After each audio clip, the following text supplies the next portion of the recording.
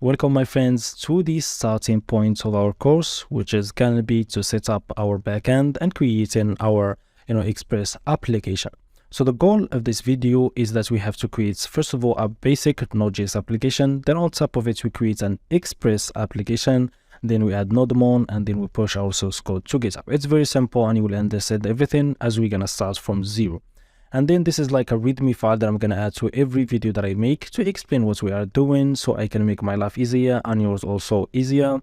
And if we're using some tools or some packages, they're all going to be added right here with a link to their documentation so you can read more about them if you want to. So this is simply what we do. So let's say I have nothing and I want to start. So first of all, you got to go to some directory you want, and then you're going to create a folder. So I called it WhatsApp, you can call it whatever. And then when you create that folder, this is the folder that's going to contain our backend and frontend. So, and then inside of this folder, you create a folder for our backend, which is this one. You're going to call it WhatsApp_BE. And BE stands for backend. When we create later, we're going to create another folder, which is going to be WhatsApp_FA, which stands for frontend. So this is going to be our frontend and this is our backend. I don't want to use this in a terminal. I'm trying to do it like simple right here so you can understand. Create a folder that is called WhatsApp. And inside of it, we're going to have two folders, one for backend and one for frontend. So that's we created our folder for backend. It's empty folder. You got to go back to your Visual Studio right here, code, and then you click file, and then you click open folder, and then you select that backend folder right here. And then you click select folder. So now that we selected our backend, we can start. So just, don't notice this, just avoided this task file right here. It's just simply a task file, which is simply a README file right here that explains the project. I'm going to include it in every video that I make, so you can read it if you want to and to see exactly what's going on. So that's it. If you want to see it in Visual Studio Code, you click on it and then you click Control and then Shift and then V, and this simply is going to read the file for you in this beautiful form. So let me close everything right here and let me show you exactly what we will do.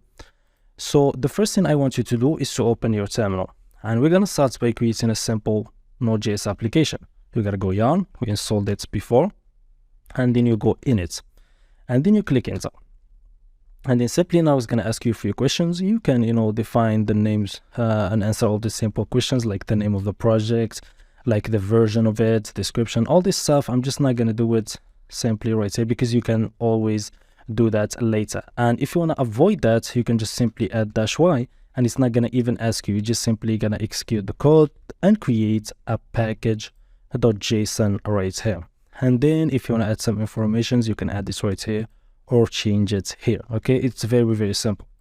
So let me show you how I organize my project so you can understand how to do things more professionally, you could say. So you create a new folder and we're going to call it src.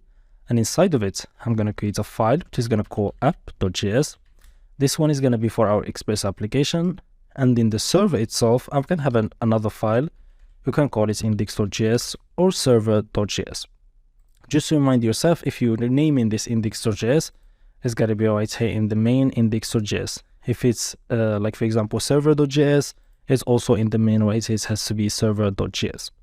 So this is our index right here. There's few other folders that we will add. So let me add this right here. We're going to have configs folder. And then also I'm going to have a controllers folder. I'm going to show you what's the right way to organize everything. So this is going to be for our controllers.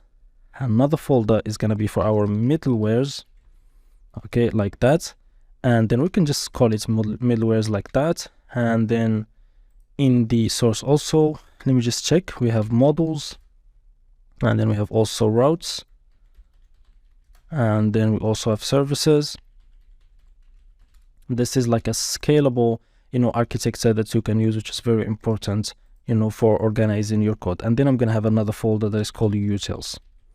Okay, that seems all what I'm going to need. Okay, here. So for now, this is like the architecture that we're going to start with. So for example, I can go to my index right here, which is my starting point. I can do something like console log, and then simply I can go welcome from a Node.js app. Okay, so this is like a simple code, like simple JavaScript, just console log and something in the terminal.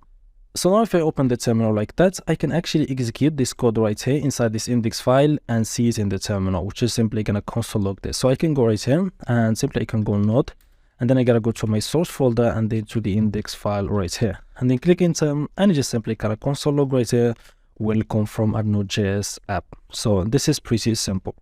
And actually we don't have to all the time go node and then go to the folder and do it. We can actually create a script that's simply gonna do the same thing right here. What I mean by that, I can go back to my package.json, and right here after that, I can create like a script. So let me create scripts right here. And then inside of scripts, I can define few scripts. Like for example, let's do start, which is simply this start is going to be just simply the same thing, node, and then go to the source folder and then to the index.js like that. Sorry, index.